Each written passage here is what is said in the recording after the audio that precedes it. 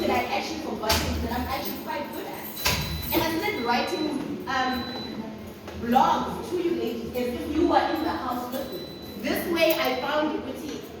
It cured the bit of me that missed you, and I was creating content that you guys would be able to absorb in your own homes. But then I found that that wasn't enough. And I decided, let me try something else. Since I have ventured out and I now can do these technological things, what other technological aspect can I push myself into? So I collected all of the videos that I had done when I was coming through here in the year that I was coming through here. And I uploaded all of those videos onto YouTube. So now, the world told me I cannot be there for you. The world told me I must stay at home, that we cannot connect. But because love was a guiding light, I was able to create videos, I was able to create a website, I was able to upload those videos onto a YouTube channel. Mrs. Moseba and I have been giving out information on how to be able to access those videos. But what I'm trying to get to with this is that we will continuously find ourselves in situations where we're told we cannot. Many of you here, I'm sure there were times where you didn't even know how you're going to feed the people that are dependent on you. And that you found yourself on a very dead hole, watching the people that you care about eating, and not even aware that you struggled to bring that food onto their table. But when love is a guiding light, anything is possible.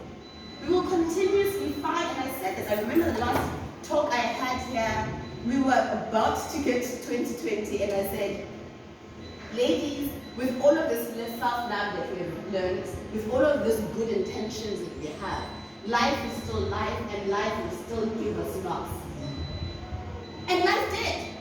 But when you use love as a guiding light, there will always be a way. Because love is associated to God directly, because God is love. So when you're using love as a guiding light, you're saying, God, I don't know, but I know you do. Most of us say we have faith, but how we do things is that we want to plan the next step. Not only do you want to plan the next step, we want to see the next step. I'm not willing to jump from here to there up until I see that there's something I can jump on. But if that's the case, I can tell you right now, you do not have faith. Faith is jumping, not even knowing how you are going to land. But you know that God will make a plan because you understand it is not up to you. That whatever talents that you have, God gave them to you, and He will find a way for you to use them. He will untwist your thinking, He will untwist your mind for you to live out your true purpose. We need to start making love a guiding light because there's so many distractions. There's distractions in our workspaces, there's distractions in our homes, in our community. It's so easy to get caught up in that. But if you use love as a guiding light, it changes everything. Well, unlike everyone, or maybe some of you here, I'm not very good with scripture. I'm very well versed in God's love.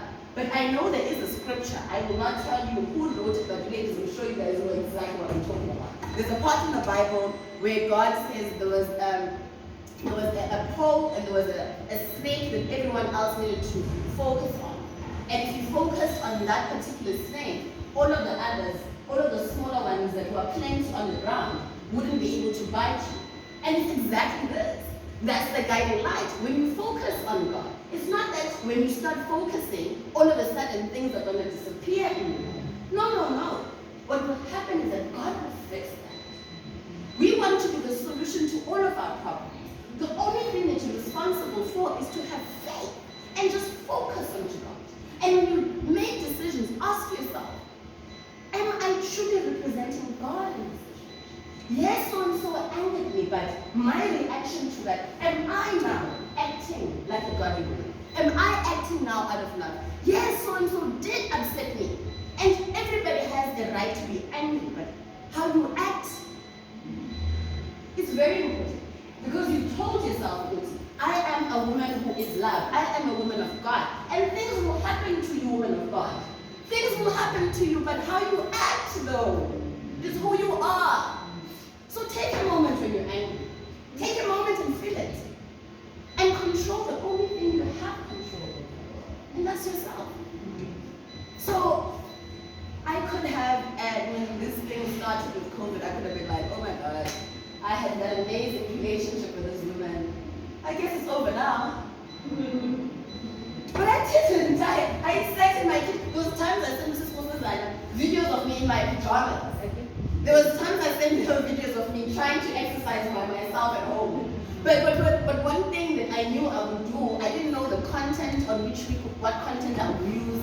But one thing I knew is that I will use love as a guiding light, and something's going to happen. I'm going to send out these ladies will know I love them one way or the other. They will know Guti, I made way one way or the other. And this is what we need to do in our own lives. We need to understand that we are in full control. And that even when we feel that we don't have the powers, we need to understand that God does. So if you find yourself in a situation where you want to be able to assist the next person, go ahead and do so. Take your 10 rand, split it into 5 rand for her and 5 rand for you. Trust me, God will provide for you. Worry not about that. God will provide for you. I took money I didn't have. I bought a course that I personally didn't need. But God provided for me. I was sitting and I was telling Mr. I left corporate 3 years ago. So my business is now 3 years. And so imagine having a new business during COVID. And my company is an events company. So that's the one thing that was closed. Gatherings with people was one thing that was closed. But there's not been one month that I have struggled to pay my mortgage or feed my son. Because I wasn't concentrating on how I can earn next. Because I know what my life's purpose is. And I can only imagine how worse it was for you to be here without anyone coming in to share of their life. And then I make that my focus on. I will make it clear to you that not even COVID can separate. And that's the power that we possess as women. All of us. All of us have that. You have seen women in your communities that every day sit out selling apples so they can feed their children. It doesn't matter if it's raining, it doesn't matter if it's cold. That is the power that we possess as women. That's the love that we have. When we concentrate on love, so much is possible. So much. Like I have grown through loving you. I now can actually do websites. I have clients that do websites for. I couldn't do this a year ago.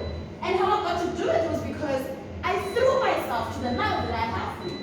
I jumped in and I was like, I will find a way. And in trying to find a way to reach out to you, I found out more about myself. I had forgotten how much I actually liked writing. I hadn't given myself the opportunity to do that in a long time. But through the love that I have for you, I found skills in myself that I had forgotten about. And that is the power. Imagine if that's all we concentrated on, ladies. Imagine if that was our thing that got us up in the morning and just focused on that. And I repeat, just because you're focusing on love doesn't mean you're not going to have things pulling at you. I've gone through COVID just like everyone else in the sense of I have lost people that I have cared about. I have lost business in